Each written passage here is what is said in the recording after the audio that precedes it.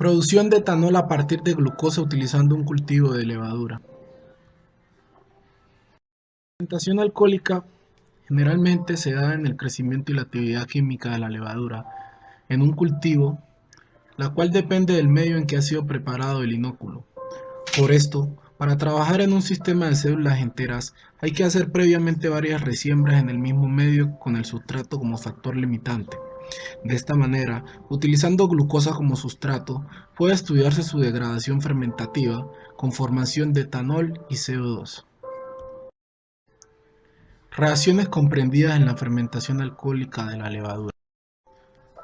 La glucosa es un monosacárido compuesto con 6 carbonos, 12 hidrógenos y 6 oxígenos. Es una forma de azúcar que se encuentra en los alimentos, principalmente en los alimentos dulces, y es la principal fuente de energía para nuestro cuerpo.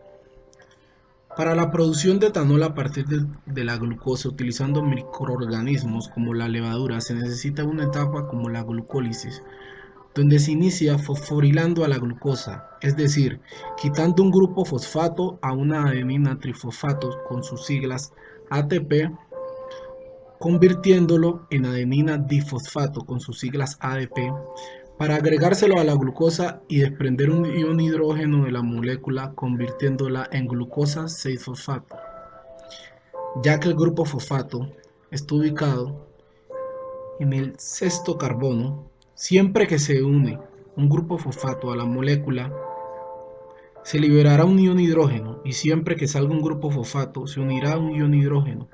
Esto se hace para aumentar su energía y así poder ser utilizada en procesos cuando sea necesario. Esta reacción se da por la enzima hexoquinasa. La terminación quinasa se le da a las enzimas que fosforilizan a las moléculas, es decir, agregan o quitan un grupo fosfato a la molécula. En la segunda reacción, la glucosa 6-fosfato se transforma a fructosa 6-fosfato. Se fosforiliza por la enzima fosfofructoquinasa, convirtiéndose en fructosa 1,6-difosfato. Porque ahora la molécula tiene un grupo fosfato en el primer carbono y otro en el sexto. Luego, este se rompe en dos moléculas de 3 carbonos. La primera, dihidroxiacetona fosfato y gliceraldehído 3-fosfato, por la enzima fructosa difosfato aldosa. Esta terminación es porque está convirtiendo a la fructosa en 2-aldosa, pero como solo el dihidroxiacetona fosfato es isomerada en gliceraldehído 3-fosfato por la enzima triofosfato isomerasa, ahora tenemos 2-gliceraldehído 3-fosfato, y por tanto ahora las siguientes reacciones serán dobles. En la siguiente reacción interviene una molécula de nicotida adenina y nucleótido NAD+, y una molécula de ácido fosfórico y la enzima gliceraldehído fosfato deshidrogenasa para llegar al 1,3 difosforoglicerato. El primer hidrógeno se une al NAD+ para hacerlo NADH, y de ahí es cuando se une el oxígeno del H2PO4 al carbono 3 para luego unirse al fosfato. En el siguiente paso, la enzima fosfoglicerato quinasa transfiere el grupo fosfato del carbono 1 a una molécula del ADP formando el 3-fosfoglicerato y la primera molécula de ATP de la ruta. Pero como son dos gliceratos, se forman 2 ATP. Luego, el 3-fosfoglicerato se isomeriza en 2-fosfoglicerato gracias a la enzima fosfoglicerasa mutasa. En la siguiente reacción, la enzima enolasa hace que se forme un doble enlace, eliminando una molécula de agua formada por el hidrógeno del carbono y el hidroxilo del carbono 3, y como resultado obtenemos el fosfoenol piruvato. Y al final del grupo fosfato se desprende convirtiéndose una molécula de ADP en ADP y se une un ion hidrógeno, el carbono cambiando de lugar el doble enlace y así terminar el piruvato por la enzima piruvatoquinasa.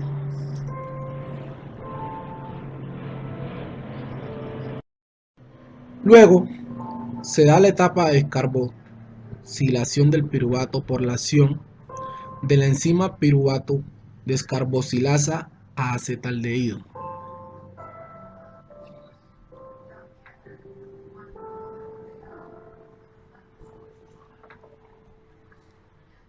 La reducción de acetaldehído a etanol es una reacción de oxidorreducción.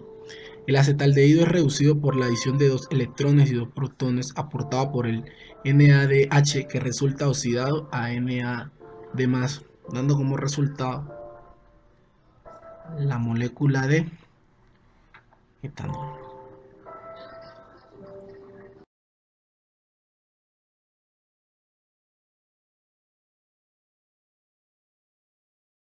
Más tarde vamos a explicar la beta-oxidación de ácido graso. La activación del ácido graso ocurre en el citosol y se cataliza a través de la tioquinasa y obtenemos una acilcoenzima A. El ATP se transforma en adenosín monofosfato y el pirofosfato se hidroliza con el pirofosfato convirtiéndose en dos fósforos inorgánicos. Transporte de acilcoenzima A al interior de la mitocondria.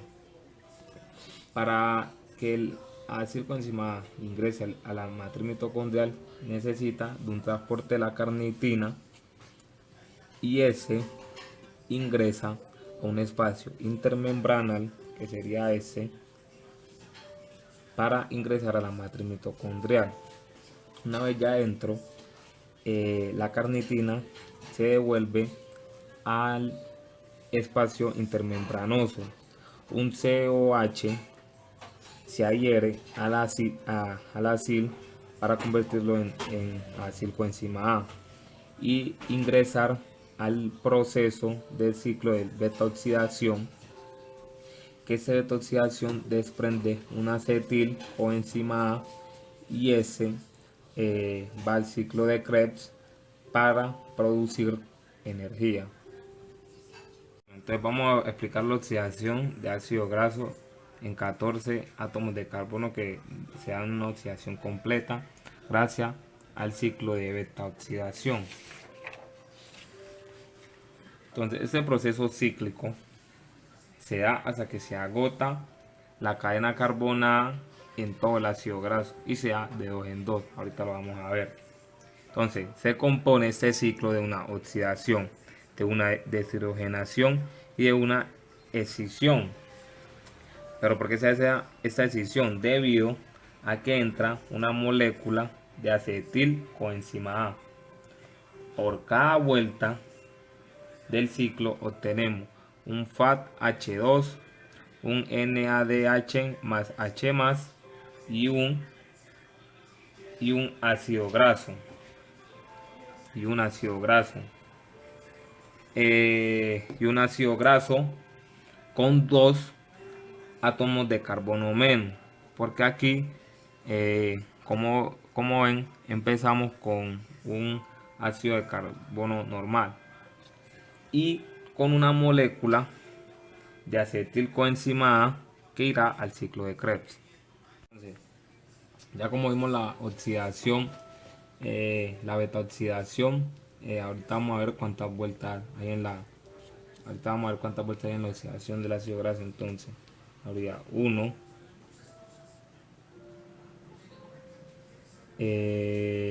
2, 3, 4, 5, 6. Entonces habría 6 vueltas. 6 vueltas. Entonces, esas 6 vueltas que nos indican que habrían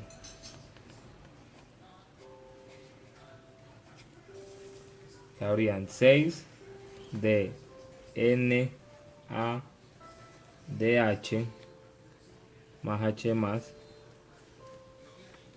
6 vueltas de FAT H2 y que habrían 7 de acetilcoenzima A,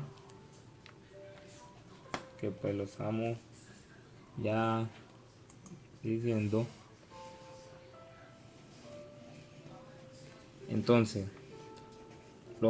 como lo vimos en clase, por cada molécula de NADH más H más se genera un gradiente de protones capaz de producir, en ese caso serían 3 ATP, para el FAT serían 2 y lo ya visto de acetilcoenzima, pero se da por 2 de ATP. Entonces eso haría 18 ATP, 12 ATP y 84 ATP. Entonces hacemos la suma y nos dan 114 ATP. Pero esa no es la oxidación completa, ya que en la activación de ácido graso se consumieron 2 enlaces ricos en energía. Entonces vamos a ver que tenemos un ATP, vamos a hacer como un balance, donde tenemos ATP que produce AMP cíclico más 2 fosfatos inorgánicos. Y haciendo un balance, esto es igual a 2 ATP, ATP que produce 2 ADP en este caso, más 2 de fósforo inorgánico. Entonces, como ya lo vimos, que se consumieron 2 de ATP, 2 enlaces, 2 enlaces de ATP en la activación, entonces se lo rezamos a los 114 ATP. Esta reza nos da 112 ATP y ahí nos da el consumo total de ATP de la oxidación de ácido graso en 14 átomos de carbono. Muchas gracias.